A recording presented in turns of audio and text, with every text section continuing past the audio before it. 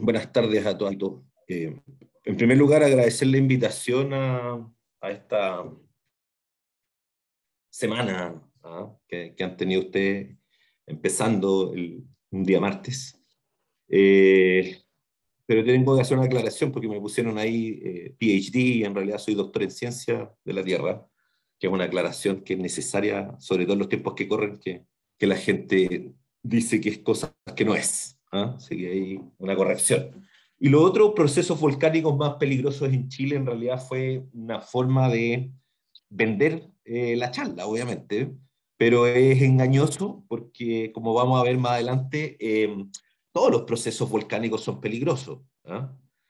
Entonces era una forma también de enganchar si se tenían ahí durante los próximos 30 minutos en esta charla que voy a preparar, que preparé a continuación. ¿Ya? Bueno, Ahí se ve si ven perfecto. las imágenes de la isla de La Palma, en Canarias, España, eh, y puse esta porque en realidad tiene dos cosas interesantes. Primero, que es una colada de lava, una erupción que es pequeña comparada con otras que vamos a ver. Eh, Sin embargo, en términos de daño, ha sido importante. ¿Por qué? Porque arrasó con pueblos completos, con barrios completos en la isla. Tuvo que ser evacuada mucha gente, y no solo por el efecto del daño inmediato de tu casa. Básicamente hace mucho daño estar viendo cómo avanza la lava, la colada de lava en este caso, y ver que todo lo que tú construiste en una vida se va con ello. Y es imparable. Y el otro elemento interesante, encuentro yo, que por eso lo puse ahí, es que un colega, volcanólogo de la nueva generación, Jorge Romero, ha estado en estos días, tuvo la oportunidad, junto a colegas de la Universidad de Manchester, de visitar la isla. Los autorizaron desde el Instituto Canario, Volcanológico de Canarias, a poder estar tomando muestras, reportando directamente la erupción, y eso yo creo que es un hecho inédito, porque no siempre se tiene la oportunidad ni los medios para hacerlo. Eh, Eso como antecedente. La siguiente lámina corresponde a una serie de fotografías de la erupción del Nevado del Ruiz, los efectos de la erupción, que esto ocurrió en el año 85. O sea, este año se van a cumplir 36 años de este evento, que fue para el mundo, pero en especial para Latinoamérica, un desastre no natural. Entre 23.000 y 25.000 personas perdieron la vida asociado a esta erupción. Y la erupción también fue pequeña. El Nevado del Ruiz tuvo una pequeña erupción, pero lamentablemente eso generó eh, el derretimiento de parte del casquete de nieve y hielo que tenía en su cima, y eso generó a más de 30 kilómetros las áreas que lograron arrasar con gran parte de la ciudad de Armero y localidades aledañas. Eh, hay unas imágenes impactantes. Yo traté de moderarme en mi impacto, pero evidentemente arrasó con todo, y este hecho marcó un punto de inflexión en la volcanología latinoamericana, porque las Naciones Unidas declararon, a partir de este hecho catastrófico, la década de los volcanes, y se invirtió mucho dinero en tratar de subir el nivel científico y de monitoreo de los países latinoamericanos. Eh, Eso dio nacimiento al Observatorio Volcanológico, posteriormente del nuestro, el OVDAS, el Observatorio Volcanológico de los Andes del Sur. Sin duda, en sus primeras etapas, parte de esta terrible noticia fue la que causó su formación. Ahora, esto vendía antes de la pandemia. digo vendía, porque cuando uno iba a buscar recursos al Estado, uno ponía estas imágenes y ponía los 25.000 muertos que había significado esta erupción, y eso hacía que la gente que toma decisiones considerara oportuno invertir en el monitoreo volcánico. No obstante, en lo que llevamos de pandemia, en Chile llevamos más de 37.000 muertos, y eso hace que estas cifras pierdan realmente el significado que tuvieron en algún momento. Ahora, como para empezar a hablar quiero introducirlo así generalmente, en forma muy general,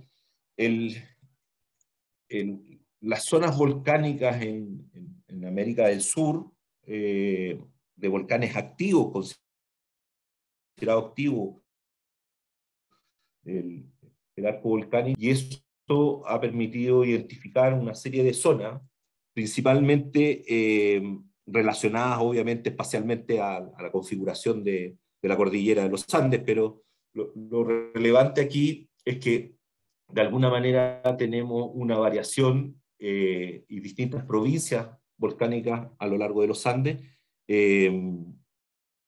y nosotros en particular, Chile, y compartimos con Argentina también, la zona volcánica sur, que es una de las zonas con mayor recurrencia eruptiva, y eso hace que muchos de nuestras erupciones se concentren en este segmento volcánico. Este es un mapa donde tratan de mostrar los más de 90 volcanes considerados activos el día de hoy, de los cuales la mitad de ellos está siendo monitoreado por el Observatorio Volcanológico. Pero obviamente, como les decía, mucha de la actividad se concentra frente a Temuco, principalmente, que es donde está nuestra oficina regional y el observatorio, y esa es la causa, en realidad, la proximidad, digamos, de la zona más activa de este arco volcánico. Ahora, en términos de número, siempre es importante establecer ciertas jerarquías. Nosotros tenemos efectivamente más de 92 volcanes activos o considerados activos, pero a lo largo del territorio tenemos más de 500 volcanes que se han reconocido con edad de menos de 3,6 millones de años. Ahora, de esos, 186 tienen alguna actividad durante el Holoceno, que se ha podido verificar a través del registro de sus erupciones pasadas. 71 de esos volcanes han tenido algún tipo de erupción en tiempo histórico. Cuando digo tiempo histórico, me refiero esencialmente post llegada de los españoles, porque tiene que ver con aquellas erupciones que tienen un registro escrito, digamos, ¿ya? De esas erupciones, fíjense, hay 34 que han tenido algún tipo de actividad registrada por algún instrumento. Muchas de esas obviamente se concentran desde el año 96, cuando se empiezan a registrar de manera sistemática, una vez creada el Observatorio Volcanológico, y por lo tanto, hoy en día, la red consta de un monitoreo de más de 45 volcanes, con una robusta red que no solo incluye el monitoreo sísmico, sino también el monitoreo visual a través de cámaras que están permanentemente conectadas a nuestra página web, y en algunos casos hay monitoreo de deformación y también de gases, ¿ya? Ahora, una de las herramientas que es muy útil cuando hablamos de erupciones tiene que ver con la magnitud. Y la magnitud, hace bastantes años atrás, mucha gente se dedicó a tratar de medir la magnitud de las erupciones a través de distintas ecuaciones. Uno de los que al final quedó dominando, digamos, el medio fue el índice de explosividad volcánica, que no emula, digamos, de alguna manera a la ecuación de magnitud de sismo, pero lo que hacen ellos en el fondo, hacen un registro de todas las erupciones históricas y las empiezan a clasificar en base a dos parámetros principales, no son los únicos, pero son los que están destacados en esta lámina. Una es la altura de la columna eruptiva y por otro lado es el volumen de material eyectado. Y bueno, va de 0, este índice de explosividad, a 8, y de alguna manera nos permite cuantificar la magnitud de las erupciones. Por ejemplo, aquí tenemos el caso emblemático también del Monte Santa Elena, que alcanzó la cifra de 1 km³ de material eyectado, y como veremos en un caso chileno, digamos, hay un tipo de erupción similar a las características que tuvo este volcán. Ahora, aquí es donde está lo de la trampa en el título, ¿eh? Los procesos volcánicos, también llamados peligros volcánicos, son 7 y son los que se enumeran en la lámina. Partimos por tsunamis, avalanchas volcánicas de detrito, corrientes piroclásticas densas, o PDC que le llaman, que en realidad son los tradicionales y otrora flujos piroclásticos. Los lahares, o flujos de detrito, flujos de lodo también conocidos, un término indonesio para referirse efectivamente a aluviones en zonas volcánicas. La caída de ceniza, sin duda uno de los eventos más constantes y también con mayor efecto, digamos, en la población, y los flujos o coladas de lava, y por cierto la emisión de gases. Y bueno, aquí yo tengo dos parámetros, uno es la recurrencia y uno su efecto. Entonces, cuando uno habla de peligro, en realidad depende si, en este caso, si uno habla de recurrencia o de efecto. Si hablamos de efecto, obviamente una avalancha volcánica genera, sus efectos son mucho más dañinos que lo que podría ser una caída de ceniza, por ejemplo. Sin embargo, la recurrencia de un evento de avalancha volcánica es uno cuando existe en la vida de un volcán de larga evolución, ¿no? Entonces, justamente a esto quería llevar lo que, frente a la pregunta cuáles son los procesos más peligrosos, siempre la respuesta va a ser depende, como nos gusta a los geólogos, y depende de qué, de varias variables. Aquí estamos poniendo en la mesa 2, ¿ya? Vamos a ver, en esta charla, voy a llevarlos a ejemplos, obviamente, de nuestro país y tratando de mostrar distintos aspectos, digamos, de estos procesos. Eh, bueno, de tiempo histórico, se sabe que hay más de 400 eventos volcánicos, y en el siglo pasado, para los que nacimos en el siglo pasado, hay 4 erupciones que son bien importantes. Una de ellas es el Kizapu. El Kizapu está en la zona de Talca al interior, donde está el sector de los Descabezados.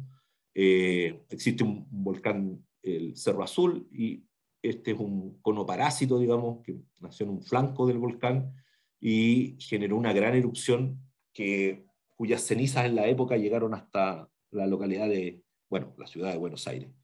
Hay otra erupción importante, el volcán Villarrica, el año 48. Sin duda el volcán Hudson también fue importante para los que ya habíamos nacido en esa época. Tenemos recuerdos de aquello.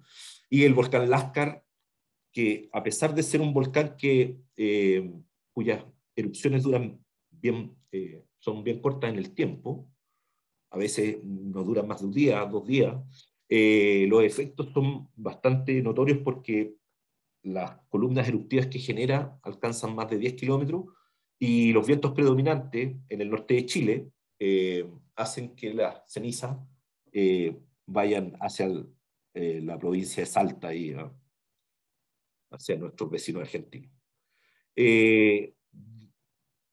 Del 2000 en adelante, sin duda la erupción más importante por varias razones, no solo por sus efectos directos, digamos, fue la erupción del Chaitén del 2008, la del Cordón Caulle el 2015, o sea, el 2011, y la del Calbuco el 2015.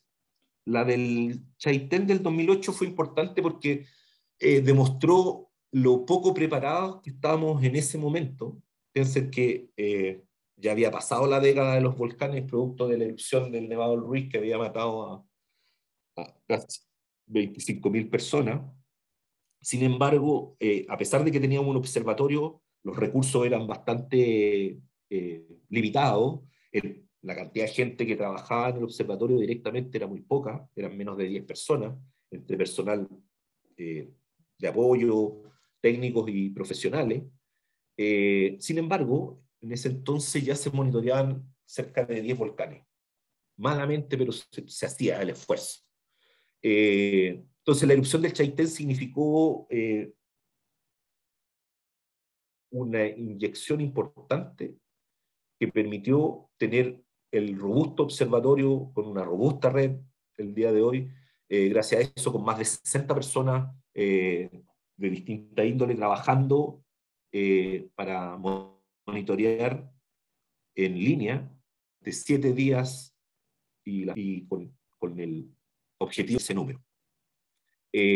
La del Cordón Caulle es importante porque justo hubo cambio de gobierno.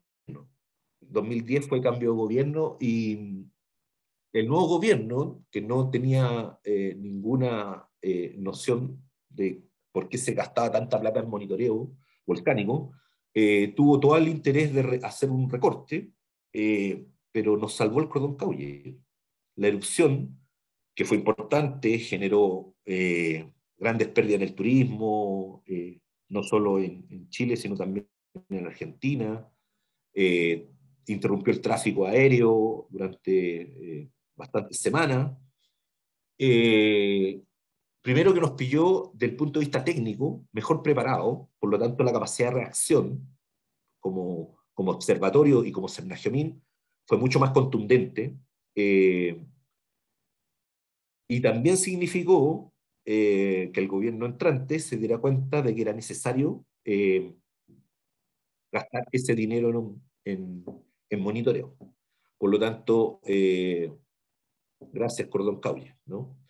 El Calbuco del 2015 es controversial. ¿Por qué? Porque fue una erupción súbita, según uno, y según otros, con algunas señales precursoras que no fueron detectadas. En cualquier caso, fue una erupción que alcanzó, una columna eruptiva que alcanzó más de 10 kilómetros, como vamos a ver, y significó un cambio importante porque estábamos en esa época, aparte de lo espectacular de las fotos y de la erupción en sí misma, como hecho académico y científico, digamos, estábamos organizando el Citizen Volcano, que es una pequeña reunión que se hace cada 2 años en distintas sedes, y es para los volcanólogos de congreso, ¿no? Y gracias a esa erupción, el año siguiente en Puerto Varas tuvimos una de las asistencias más masivas de volcanólogos porque querían estar ahí en el lugar donde había hecho erupción el volcán Calbuco el año anterior. Entonces, con esto lo llevo a la reflexión que en realidad la importancia de una erupción u otra no necesariamente tiene que ver con el proceso en sí, ¿no? Como idea fuerza también informar que en realidad en Chile la mayor cantidad de gente muerta no supera las 100 personas, asociados directamente a erupciones volcánicas, y la mayoría de ellas en realidad está asociado a la área, o sea, es decir, a flujos de detito que se generan en ambientes volcánicos, más que a una erupción misma, ¿no? y eso no hay que perderlo de vista. Bueno, esto ya lo había mencionado, pero aquí lo ponemos con números. Aquí hay dos figuras, una es la idea que originalmente se planteó, que era generar al menos 4 observatorios, potenciar el que ya existía en Temuco, uno en la Patagonia, con sede en Coyhaique, otro con sede en Talca, para la zona central, y uno en Antofagasta, para todo lo que es la zona volcánica central de los Andes, ¿no? Entonces, esta idea tiene su relación en realidad a este mismo gráfico, que es el número de eventos históricos con un índice de explosividad volcánica mayor a 1, o sea, de erupciones pequeñas a mayores, obviamente, pero claramente muestra una concentración en la zona volcánica sur, ¿no? Eso no cabe ninguna duda. Y sin duda estos dos que pelean el primer lugar son el volcán Yaima y el volcán Villarrica, que son de los volcanes que más erupción han hecho en tiempos históricos, ¿no? Ellos solo, digamos, se llevan el primer lugar. Bueno, el Servicio Nacional de Geología y Minería, para tomar decisiones en nivel de dónde monitorear, dónde poner recursos en el fondo, siempre para la toma de decisiones es importante estar bien documentado, genera un ranking.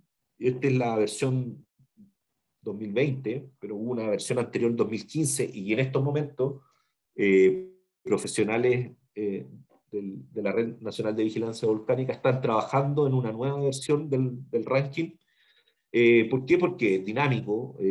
Piensen que el Nevado de Chillán, el complejo volcánico Nevado de Chillán, que hoy día se mantiene en un ciclo eruptivo con pequeñas explosiones que rompen, digamos, una lava que está en su cráter donde está haciendo erupción, y de manera cíclica va ocurriendo este mismo proceso. Pasó de estar en un nivel 7, como el Mocho Chahuenco, a un nivel 4, producto de que lleva los últimos 2 años en este ciclo eruptivo.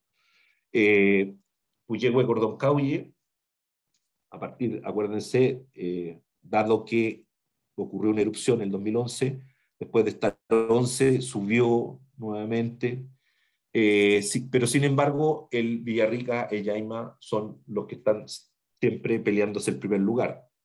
En esto hay que decir que algunas erupciones nos hemos dado cuenta con el tiempo y estudiando con más detalle la estratigrafía de los depósitos asociados a estos volcanes, que muchas de las erupciones que los cronistas le asignaban al Villarrica finalmente eran de hielo. Eso tiene que ver también con que muchos de los volcanes se encuentran bastante alejados de los centros poblados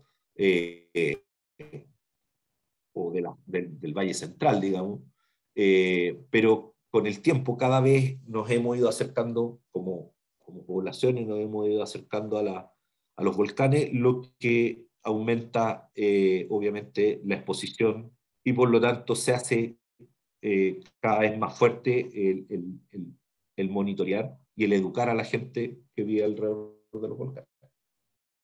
Entrando un poco a este volcán que se parece al Monte Santa Elena. El Monte Santa Elena, el año 1980, que ocurre un colapso de parte del edificio volcánico, y ese colapso lo que hace genera un depósito de este tipo, un depósito de avalancha volcánica de detrito, que está caracterizada por una morfología de cerrillos y depresiones. Hamoki le dicen, bueno, lo escriben los gringos, pero es típico de una morfología de deslizamiento, pero con la connotación, digamos, aquí de que es un volcán el que está generando el deslizamiento, ¿ya? Ahora, puede estar asociado a actividad volcánica o no. En el caso del Monte Santa Elena, así lo fue, pero fue gatillado por un sismo, y fue ese mismo modelo el que propusimos. Bueno, en realidad Jorge Clavero propuso, yo le creí, con las evidencias que me mostró el terreno, para este depósito de avalancha. Ahora, el volcán Parinacota es el típico estratovolcán de fotografía, ¿sí? El cono perfecto, con techo truncado, digamos.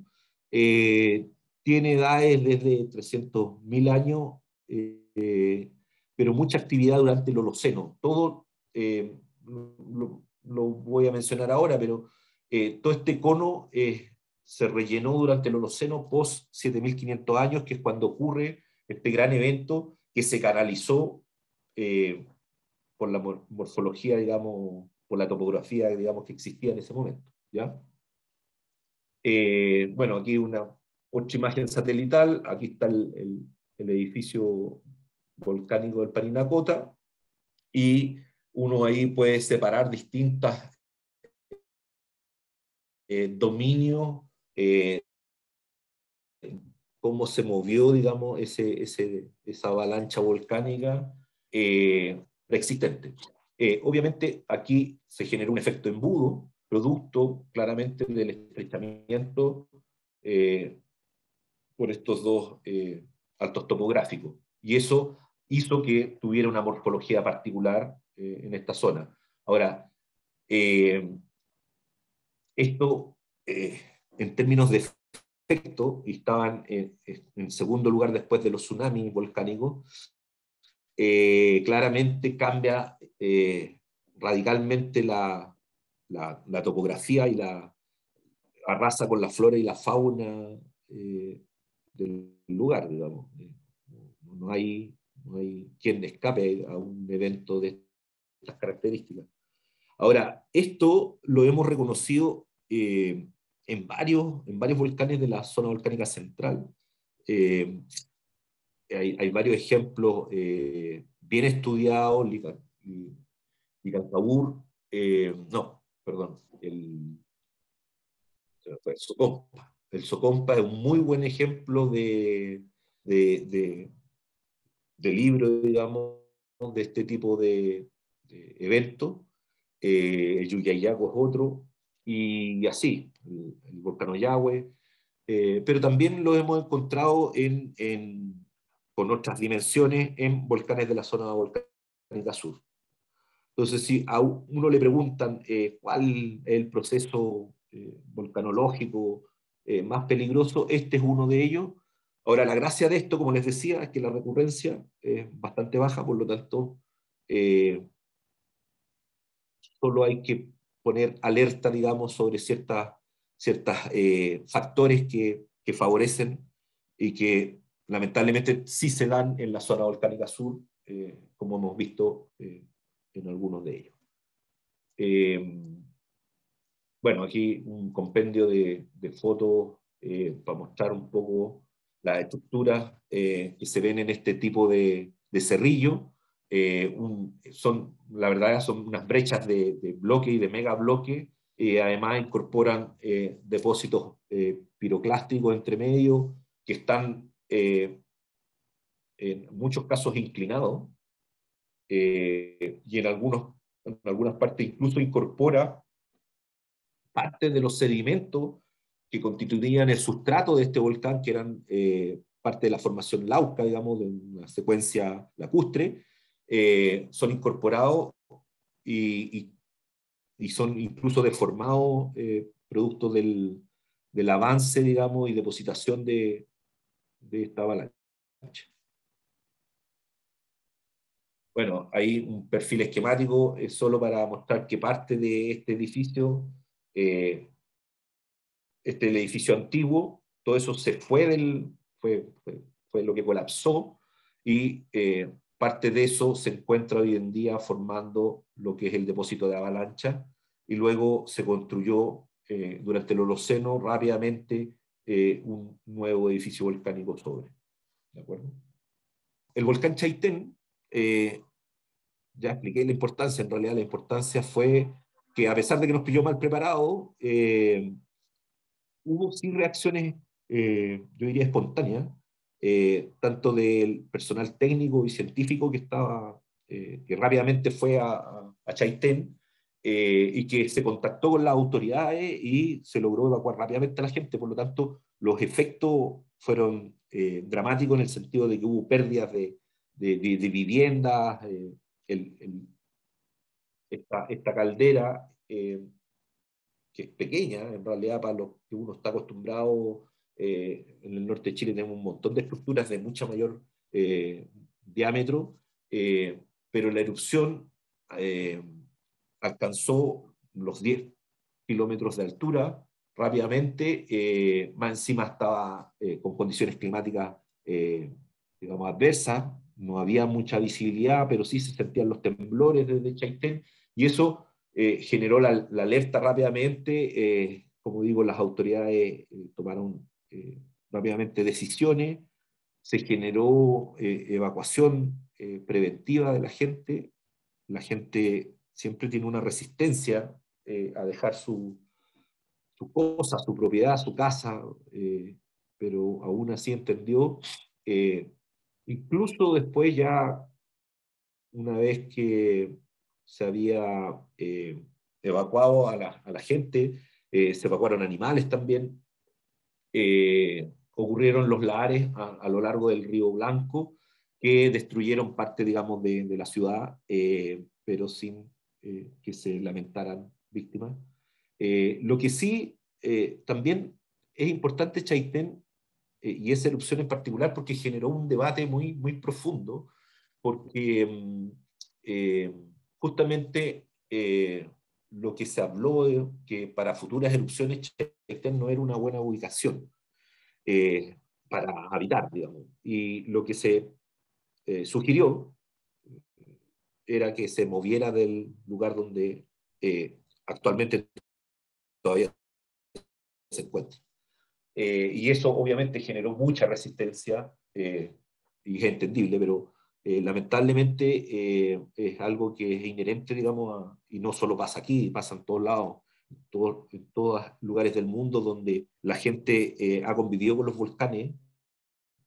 La memoria es muy frágil, entonces no, eventos eruptivos de hace 50 años son rápidos políticos. Eruptiva, esta es una foto que no tomó. El volcán está a poco más de 8 kilómetros de distancia, entonces estar ahí, aparte del ruido, ¿ah? Eh, y lo imponente de la columna eruptiva, la verdad que fíjense, tiene un índice de explosividad 4 de 8. O sea, es de las más grandes erupciones que hemos tenido, digamos, en el último tiempo.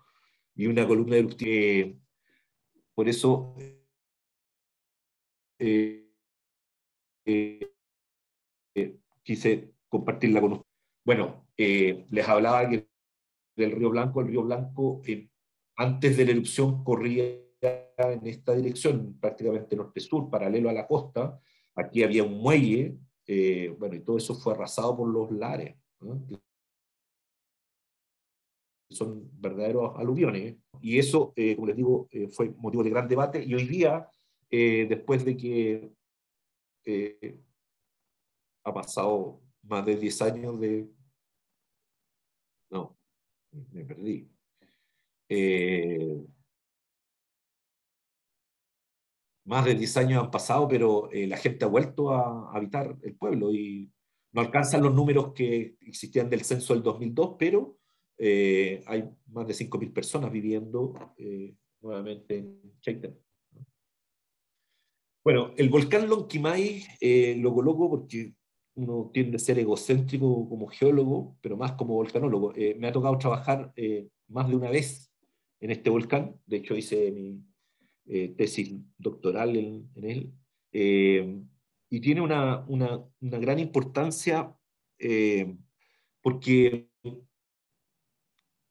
este volcán hizo erupción el año 88, un 25 de diciembre, por eso se llama cono Navidad, el cono que se generó a partir de esta erupción, que tiene esta colada de lava asociada. El cono está acá, lo vamos a ver en otra imagen, y esta colada se extendió por el Valle del Lolco, un poquito más de 10 kilómetros, en 13 meses de actividad. Ahora, esto es un típico erupción estromboliana, así de, casi de libro, pero fue fue más grave, digamos, la caída de ceniza asociada a este volcán, a este, digamos, a este cono de piroclasto, que la colada de lava, porque muchos de los volcanes, por suerte, digamos, están dentro de parques nacionales o reservas nacionales. Por lo tanto, no son zonas habitadas como sí pasa en la isla de La Palma.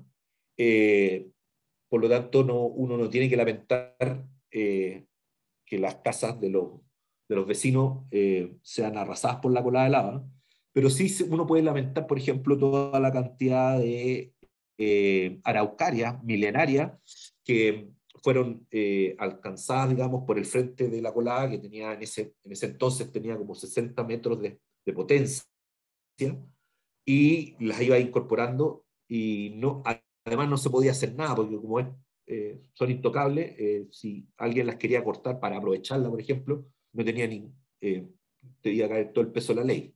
Eh, bueno, pues son esas contradicciones, aún sabiendo que se iban a hacer quemadas, digamos, no, nada se hizo, porque nada se podía hacer, ¿no? La ley, son muy, muy apegados a la ley y al reglamento los chilenos. Ahora, lo cierto, una foto que dio vuelta al mundo, el cono, perdón, aquí está naciendo el cono Navidad, el estratovolcán Lonquimay, y esta ceniza y la columna de ceniza, digamos, que se generó intermitentemente durante estos 13 meses, afectó fuertemente los alrededores, especialmente hacia el sureste del volcán donde está la área de evacuaciones, sobre todo de los niños y la tercera edad. ¿Por qué? Porque estar expuesto a ceniza durante un tiempo tan prolongado, eh, o sea, no solo no es recomendable, sino que además es dañino. Ahora, las partículas más finas de la ceniza, además son incorporadas al sistema respiratorio y se incrustan, digamos, en, en los alveolos, lo cual, por lo tanto, uno no lo desearía. En este momento histórico, digamos, los militares estaban en el poder y claramente fueron rápidamente evacuando a la gente sin preguntarle nada, y la gente hacía bastante más caso dado el régimen que existía. Eh, entonces, por lo tanto, los trasladaron. Lo que no se sabía en ese entonces era la gran cantidad de flúor que contenían estas cenizas. Eso generó que los pastos, donde los animales se alimentaban,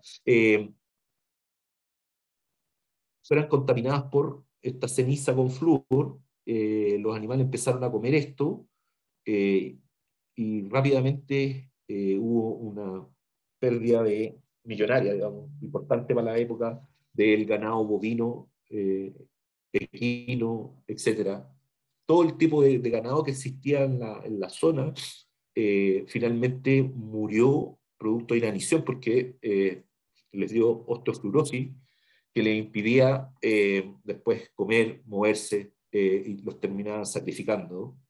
Fue bien brutal, eh, además de una zona que normalmente ha sido pobre, salvo las madereras, entonces los efectos fueron importantes, pero esto significó también un punto de inflexión, porque como siempre hay un conocimiento que se aprende, entonces ya la erupción del 91 del volcán Hudson, lo primero que se hizo ante el inicio de la erupción fue eh, ver la composición química, estudiar la composición química de esas cenizas para efectivamente ver si había que trasladar el ganado que iba a ser afectado por la caída de ceniza. Y así fue, de hecho, efectivamente. Así que fue un aprendizaje que costó harto, digamos, pero sí, así fue. Bueno, eh, no, bueno, y no solo en la ganadería, también en la agricultura, obviamente, y esto es lo que no se hace. Pues. Aquí estaban en algún momento, digamos, de la erupción, ya este el cono de Navidad bien formado, así este es el aspecto que tiene ahora, así que tiene que ser para las etapas finales, pero normalmente ahora hay una zona de exclusión donde solamente es recomendable acercarse a 5 kilómetros porque te pueden ser alcanzado por balísticos. Hoy día ese el aprendizaje, digamos, que hemos adquirido, producto de profesionalizarse, hoy en día la facilidad con que los colegas nuestros han salido a estudiar, a especializarse, a hacer magíster, a hacer doctorado, nos ha permitido, digamos, ser una potencia en términos de volcanes a nivel mundial y tener una de las redes de monitoreo que yo diría es envidiable para cualquier país en desarrollo.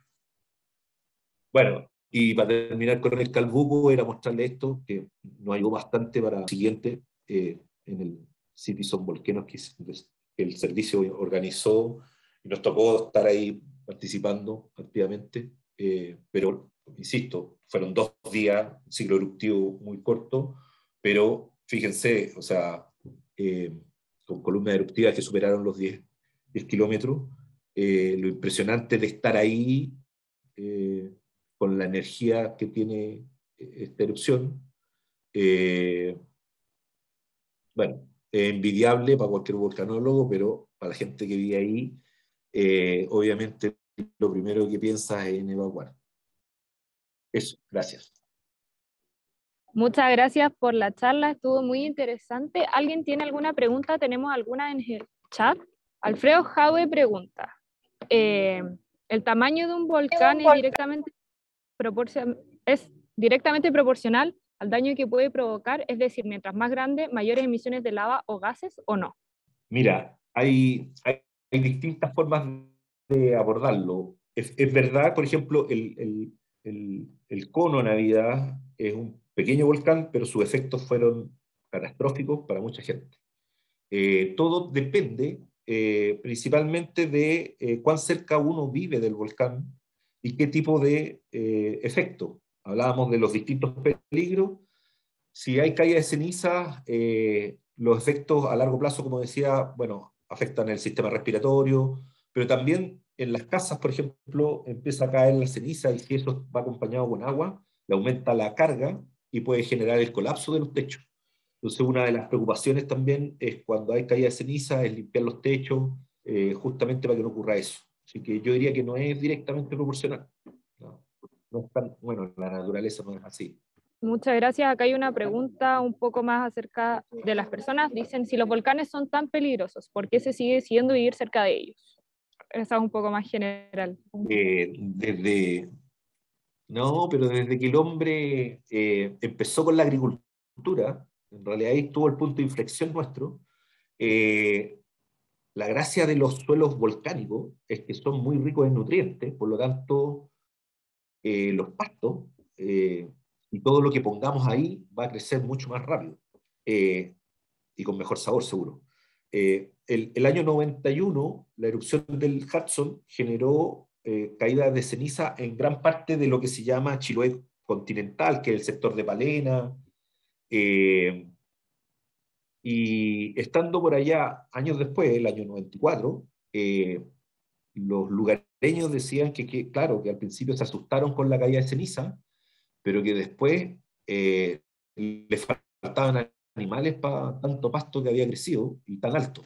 Entonces, justamente esa es una de las razones por las cuales uno se acerca. Bueno, además las fuentes termales, la belleza misma de un volcán, pero esencialmente porque los suelos, tradicionalmente la gente se ha ido acercando a los volcanes porque son más ricos en nutrientes. Eso. Patricio Quintanilla. ¿Qué criterio se utiliza para elegir los volcanes a monitorear del Cernagiomín?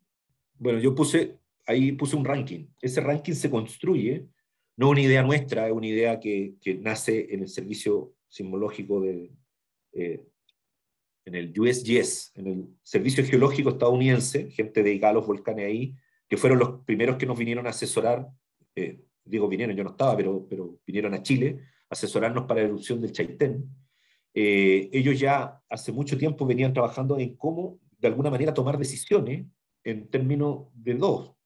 de dos factores. Uno, qué volcanes monitorear por una parte y qué volcanes invertir para hacer su geología y por lo tanto su mapa de peligro, dado su comportamiento. Y lo resolvieron y nosotros adoptamos, digamos, esa metodología que es semi-cuantitativa, que en el fondo tiene una serie de parámetros técnicos, digamos, y además tiene elementos que tienen que ver con el riesgo, como poblado cerca, de estos dos parámetros, exposición por un lado y peligrosidad por otro, se genera el ranking y de esa manera se toman decisiones, ¿no? Ahora es un poco más elaborado porque en realidad uno lo tiene que hacer para todo el listado de volcanes, ¿no? Porque esa es la gracia, poder hacer un ranking con todos los volcanes que consideras activos. Entonces no es poco trabajo, pero ya el grupo que se dedica digamos, al peligro, hace rato que ya llevan haciendo esto y como digo, van a sacar una actualización del ranking que salió el 2020. Perfecto, muchas gracias. Acá me llega otra pregunta, dice, ¿qué tan en cuenta se toman los registros de las grandes erupciones no tan recientes, como es el caso de la caldera de Pacana en La Puna, donde en la cercanía todavía existen sistemas volcánicos activos? A ver, si creo entender la pregunta, en realidad todas las erupciones como la Pacana, y hay un montón en el norte de Chile, tenemos no solo de Chile, sino Argentina, Perú, tenemos un montón de ejemplos de una serie de calderas que son la fuente de grandes flujos piroclásticos o corrientes piroclásticas densas que moldearon y cambiaron el paisaje, digamos, no sirven para tomar decisiones hoy día, porque son erupciones muy antiguas. Todas esas erupciones son a ver, las edades más jóvenes normalmente son 600.000 años, 120.000 años.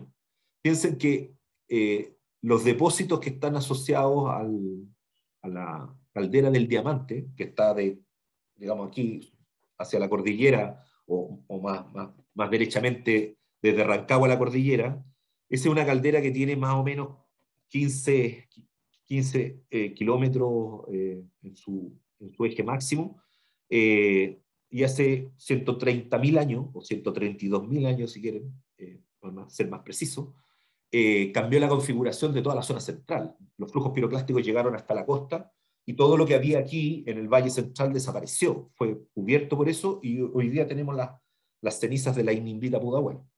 Entonces, para fines de peligrosidad no son consideradas porque en realidad ya ocurrieron y esperemos que no van a volver a ocurrir, digamos. O sea, para fines de lo que se hace en monitoreo, se monitorean los estratovolcanes actuales, todo eso son un volcanismo que ya está extinto, que ya pasó, digamos, ¿no?